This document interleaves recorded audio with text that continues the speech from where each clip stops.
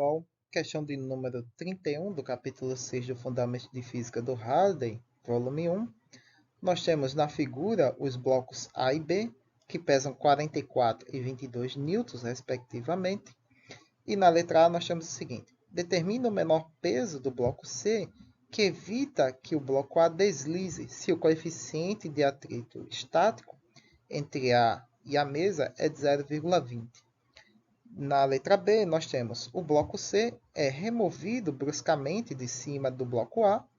Qual é a aceleração do bloco A se o coeficiente de atrito cinético entre A e a mesa é de 0,15? Então, vamos para a primeira situação. Qual deve ser o peso mínimo do bloco C para evitar com que o bloco A deslize? Então, isso significa que nós vamos fazer o seguinte: vamos tratar o bloco A e o bloco C como sendo um corpo só. Então, nós temos o peso da massa maiúscula, que é a soma da massa de A mais C, ali na análise dos vetores forças que atuam sobre os blocos. Aí nós temos a normal, né, a equivalente como se fosse um único corpo em contato com a superfície. Nós temos a força de atrito, nesse caso aqui vai ser o atrito estático, que é para manter o sistema imóvel, em repouso, e a força de tração. No bloco B, nós temos a força-peso dele e a força de tração. Então vamos lá. Na letra A, nós temos o seguinte: a massa mzão grande vai ser a soma da massa do bloco A mais a massa do bloco B.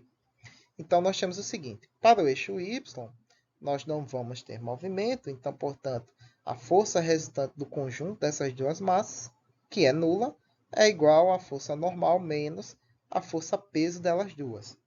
Isso significa, né, já que está em repouso, e que a força resultante é nula, que a normal vai ser igual ao peso. E lembrando que o coeficiente de atrito entre o bloco e o chão vezes a normal é a nossa força de atrito. Então, isso significa que a nossa força de atrito estático vai ser igual ao coeficiente de atrito estático vezes a força-peso do conjunto dos dois blocos. Para o eixo X, nós temos o seguinte: a força resultante do conjunto do bloco A e C vai ser igual à força de tração menos a força de atrito. Eu coloquei agora o sentido para a direita na horizontal como sendo o sentido positivo desse eixo. Então, a força de atrito fica com o termo negativo. No bloco B, que atua nesse mesmo conjunto, né, nesse mesmo eixo, a gente vai ter a força resultante, né, igual à diferença entre a força peso e a força de tração. A força peso vai atuar no sentido do movimento, né, já que se a gente tirar o bloco C, o bloco D desce e puxa o bloco C. Então, o movimento é nesse sentido. Então, estou considerando esse sentido como sendo positivo. E as forças resultantes de cada um desses conjuntos é zero. Então, nós temos ali, né, força resultante do conjunto A mais C, zero, e do conjunto B, zero, já que a gente está considerando que eles estão em repouso. Dessa forma, as nossas forças de tração são anuladas, né? O par são em reação, mesmo valor, sentidos opostos, ficando aí única e exclusivamente, né, a diferença entre a força peso de B menos a força de atrito estático. Então, a diferença entre eles dois tem que ser zero. E isso acontece se a força de atrito estático for igual à força peso. Então, para que o sistema permaneça em repouso, a força de atrito estático, no máximo, ou digamos no mínimo, deve ser igual à força-peso do bloco B. E quem é a força de atrito estático? A gente já sabe, né? Que é o coeficiente de atrito estático vezes a força-peso da soma dos dois blocos, A e C. E ali dentro a gente tem o quê? A gente tem a soma dos dois pesos do bloco, né? Que é a força-peso de emissão é a soma da força-peso de A mais a força-peso de C. E quem é a força-peso? Se não a de C, né? Que é o que a gente quer. Se não a gente colocar as outras variáveis em evidência. Isso significa que a nossa força-peso de C vai ser a força-peso do bloco B sobre o coeficiente de atrito cinético menos o peso do bloco A. Substituindo esses valores, nós temos aí o peso de B, 22 kg, ou 22 newtons, sobre o coeficiente de atrito estático, 0,2, menos o peso de A, que é 44 newtons. Resolvendo essa operação, a gente tem que o peso de C é de 66 newtons. Dessa forma, obtemos o peso mínimo para o bloco C ter para evitar o movimento de deslize do bloco A. Na letra B, ele pede o seguinte agora. Quando o bloco C é removido bruscamente de cima do bloco A, qual é a aceleração do bloco A?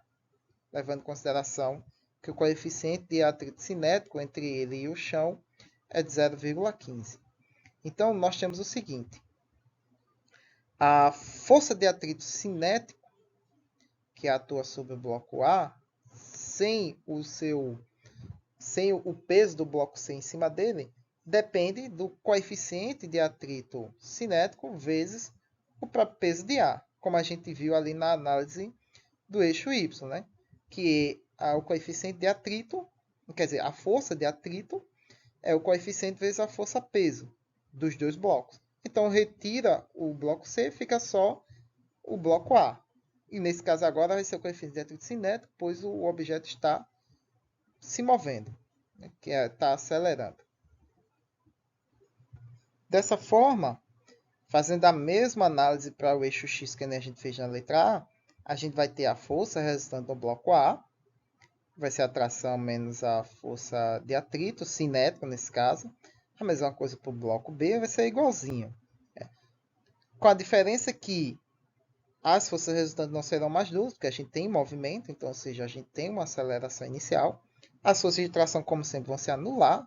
Então, somando, a gente tem a força resultante de cada um dos blocos, que a soma deles vai ser igual à força-peso do bloco B menos a força de atrito cinético, que vai se opor a esse movimento. Como a gente quer a aceleração, então a gente tem que abrir aqueles termos ali na esquerda. Então, as forças resultantes é massa vezes aceleração. Essa é a aceleração que a gente quer. A força de atrito cinético é o nosso μk vezes a força-peso do bloco A. E aí surge o termo da força-peso do bloco A ali. Colocando em evidência a nossa aceleração, a nossa equação fica assim, mas a gente não sabe qual é as massas do bloco A e do bloco B. Lembrando que aqui você esquece o bloco C, né? Não inclui ele. Bom, a gente não sabe qual é a massa, mas a gente sabe que a massa é o peso vezes a aceleração da gravidade. Então, substitui esses termos e isola a nossa aceleração. Então, nossa equação vai ficar desse jeito aqui.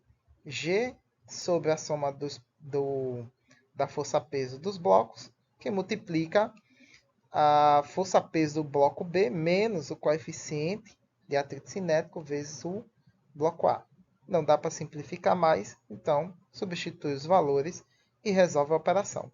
Então vai dar aí uma aceleração inicial de 2,3 metros por segundo ao quadrado. Muito bem, pessoal, espero que eu tenha ajudado vocês, que vocês tenham entendido e compreendido. Como sempre, dúvidas e sugestões aí na caixa de comentários. Curta e compartilhe, não se esqueça de se inscrever e até a próxima questão.